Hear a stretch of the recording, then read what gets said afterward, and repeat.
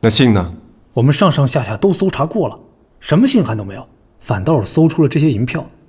那逆党头子说，信交给了姓魏的一名大人，因是周银之物意，这银票就是对方给的买信钱。那这倒是对上了，我们遍寻不到的东西，偏偏跑到他手里边去了。他想方设法的筹钱，借周银之之手买下了此信。到底还是年轻啊，不知人心险恶。这次要不是你出手，不知道那些逆党还会做出什么事情。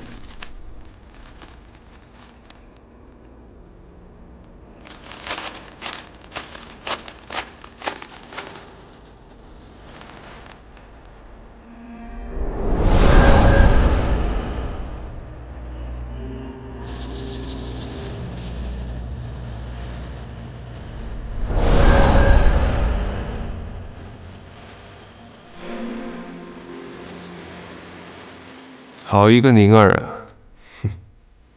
你笑什么呢？你自己看看。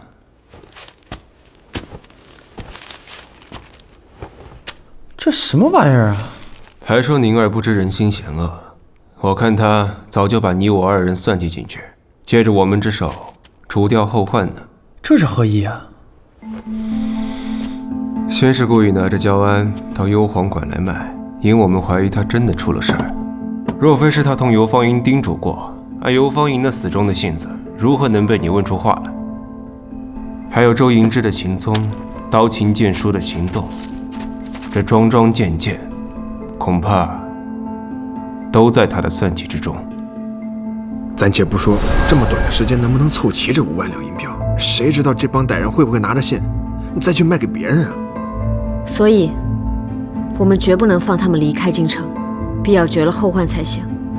我已经挑了姓魏中跟我过过命最靠谱的兄弟了，可若要将这帮人斩草除根的话，肯定免不了一场恶仗。这动静要闹大了，闹到国公那儿。上次我们从尤家那诈来的钱还有些剩余，你先拿给这个人，放他回去，跟他说3日之内我会筹措剩下的钱给他。至于斩草除根之事，我倒是有个主意，或许可以让别人替我们办了此事。不是，她一个闺阁女儿，能有这么厉害？厉不厉害？明日一问便知。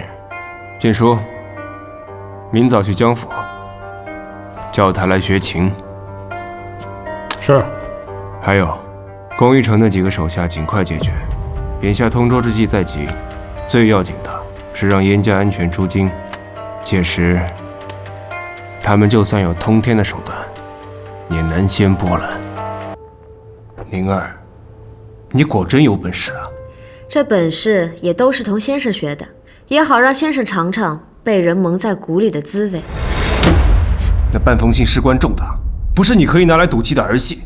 此番若是你计划落空了，亦或是逆党还有后招呢？届时燕家怎么办？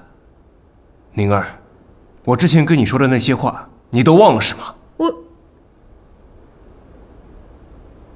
所以我才故意让你知道的嘛。我跟你说过，我不是神仙，不是所有的事情都能料到。如果有万一呢？这一次是我轻率了，也是我利用了你，我向你赔罪。可是先生，有些话你也忘了。你我曾经说好要相互信任，互通有无的。上次的事情不是跟你解释过了吗？你还想如何？学生希望先生从今往后事前有商量，事后有交代。你就不怕知道越多，死得越快？我若是怕死，便不会与先生同路这么久了。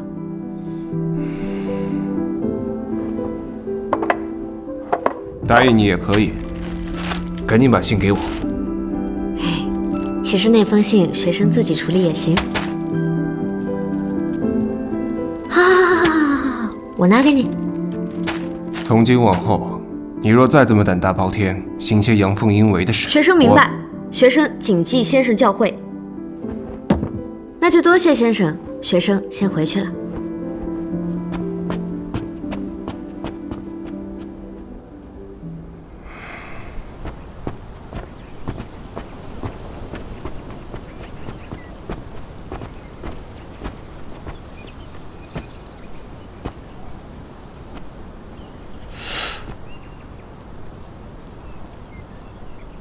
是你能看见什么我看不见的？我实在是不明白，这江雪宁既不恭顺又不温柔，牙尖嘴利，尖酸刻薄，整日就知道给先生添麻烦。先生到底为何对他与众不同啊？你呀，到底还是太嫩了些。哎，他呢，虽然年岁不大，但是与他势均力敌。他们二人啊，都是看起来冷性，实则都是重情义之人，既相克又相惜。或许啊，这谢居安自己都没有弄清楚对金二姑娘到底是什么感情，但是你看着，终究有一日，他们俩一定会走到一起。